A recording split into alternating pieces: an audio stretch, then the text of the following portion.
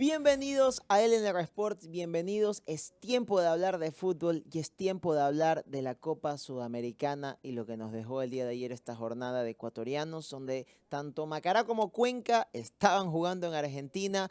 Macará venciendo 1-0 a Tigre con gol de Fede Paz, una de sus figuras y yo creo que la máxima figura del equipo de Guillermo Sanguinetti, y que con esto es más líder que nunca de su grupo, con 4 puntos igualado a América de Cali, que también le ganó su partido Atlético Alianza el día miércoles, y se encamina muy bien a la clasificación, aunque aún reste 4 fechas, pero victoria importante de visita de Macará, que por primera vez en su historia gana a Argentina y se suma a la lista de ecuatorianos que han podido ganar en el país justamente que tenemos en nuestro continente.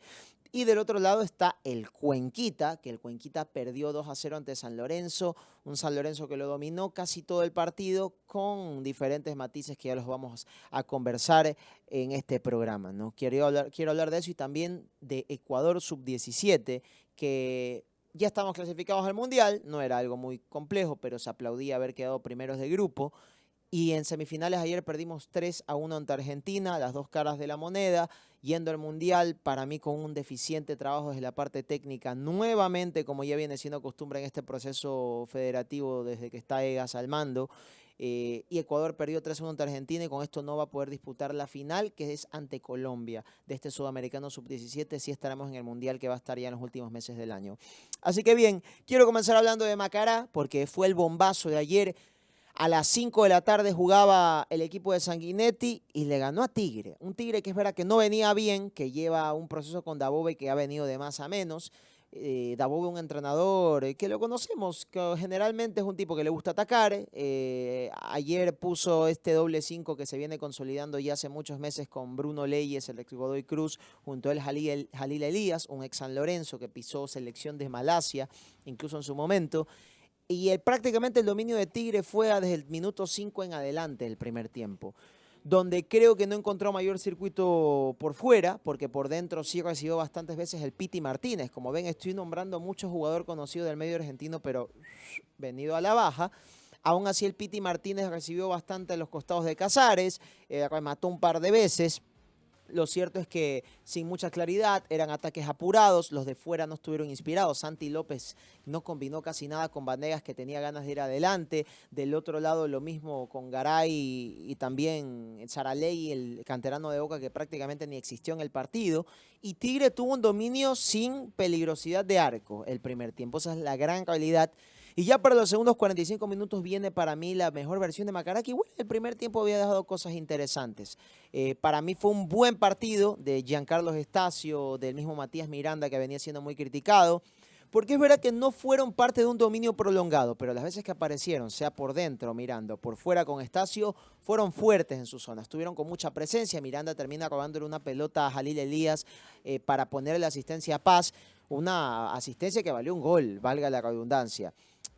Mostrando su importancia en el partido. Y de ahí también en Macará, que fue un equipo que lo atacaron mucho, como suele ser Macará, pero también contragolpeó.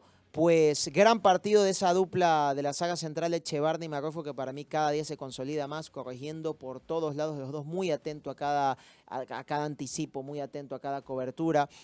Junto a Casares, que es verdad que le costó cerrar la mitad de la cancha, estuvieron un muy buen día, y Macará, que no venía tan bien en Liga Pro, y en Sudamericana había empatado el primer partido como local, aunque con el rival para mí más fuerte del grupo, pues consigue un triunfazo en Argentina que es a puro mérito. Un Tigre todo lo contrario, ¿no?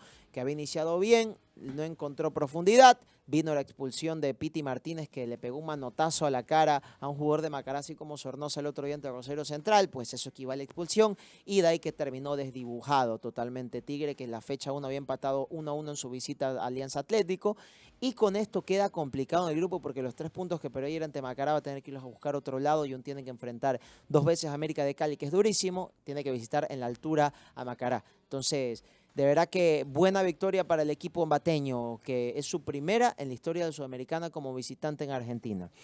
Y de ahí vamos a la otra cara de la moneda de la Sudamericana, porque el Cuenquita visitó un San Lorenzo.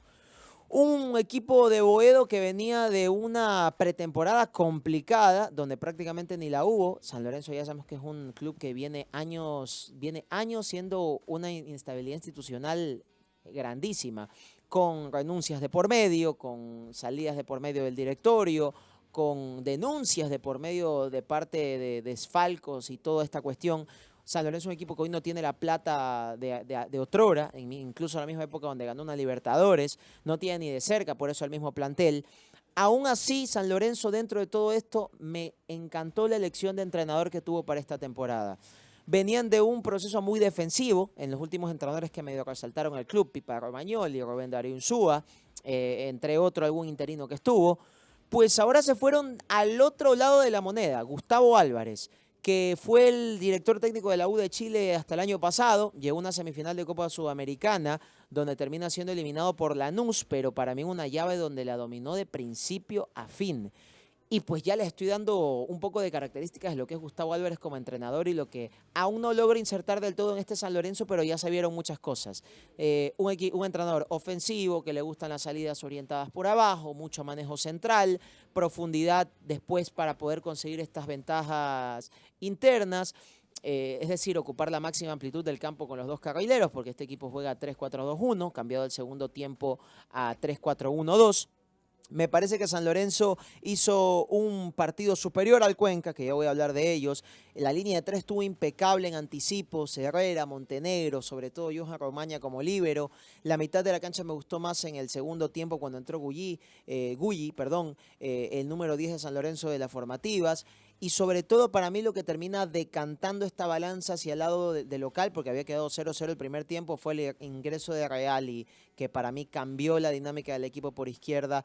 Un primer tiempo donde ya había tenido presencia ahí con Derritis y Perrito Barrios, pero faltaba punch final, pues tener como a Tripico, como finalizador por derecha, le terminó saliendo porque así es el segundo gol. Antes ya de pelota parada había pegado a Romaña, pero ya con Reali en cancha. En un segundo tiempo donde San Lorenzo cambió, puso a Gulli, como les estoy diciendo, puso también a Usmendi, es decir, armó doble 9, y que para mí terminó todo esto dándole la balanza a favor de Gustavo Álvarez, que no dominó todo el trámite, creo, a profundidad, pero sí que tuvo grandes pasajes de lo que él es como entrenador y lo que quiere en este San Lorenzo, que creo que tiene margen de mejora, pese a la pobreza del plantel en nivel general. Y de ahí el Cuenca.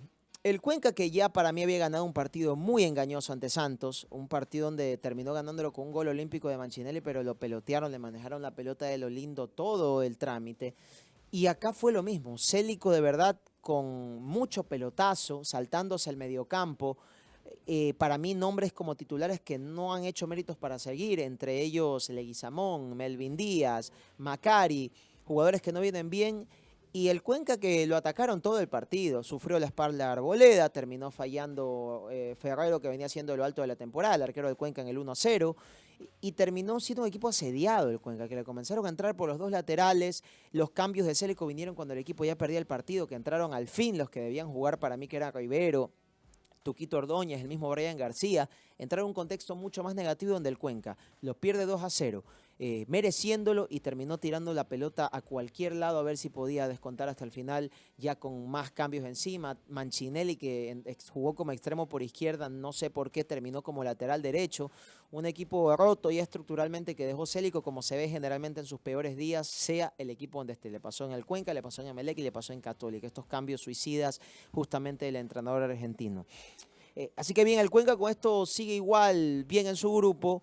Tiene 3 puntos que los cosechó la fecha pasada. Santos empató contra Recoleta y con eso solo hizo un punto. San Lorenzo llegó a 4, así que Cuenca por ahora segundo de su grupo en zona de clasificación a 16avos de final de Copa Sudamericana o repechaje. Y de ahí, bueno, vamos a hablar de Cor Sub-17, que para mí jugó muy mal otra vez y no estará en la final del Sudamericano. Y llega la evaluación de Ferrea como DT, Gonzalo Ferrea, que conversamos un poco del exentrenador de Orense, también fue director deportivo y que ha llegado a este proceso formativo sub-17 para este año, después de la salida de Juan Carlos Urbano y del papelón hecho porque no clasificamos el año pasado al Mundial sub-17 en una eliminatoria donde iban 7 de 10. Nos terminó eliminando Bolivia en penales, antes nos había ganado Paraguay otro partido clasificatorio y en la fase de grupos quedamos últimos. Todo mal con Ecuador ese año. Pues este año, mucho talento, que ya lo hemos conversado, los hermanos Quintero, Johan Martínez, Fragoso, tiene talento Ecuador. Pero ayer enfrentamos una selección seria como lo es Argentina, la Argentina de Diego Placente, entrenador ya hace poco finalista justamente del Mundial Sub-17 y Sub-20, y de verdad que nos pegaron un paseo el primer tiempo. Un Ecuador que yo no sé por qué modificó su forma de presionar. Bryson Zamora casi a la altura del doble 9. Eso dejaba huecos en la mitad de la cancha porque Ecuador no presionaba, hacía sombra. Y se ve otra vez un equipo en ataque individualista. Pelotazo de Deiner Ordóñez, que es el central comprado por el Chelsea Independiente, a que le caiga quien le caiga cuando Ecuador, salvo Guerrero, no tiene jugadores muy altos en ese sector. Otra vez una selección que se vio con los extremos desconectados, que tenían cada vez que arrancaban mucha marca encima. De verdad que lo de Ferro, además de haber clasificado al Mundial, que repito, tiene su mérito haber sido primero, sí. Creo que el equipo defensivamente en los niveles individuales mejoró el año pasado, sí, creo que por eso la clasificación. Pero de ahí de verdad que tácticamente el equipo es muy, muy pobre.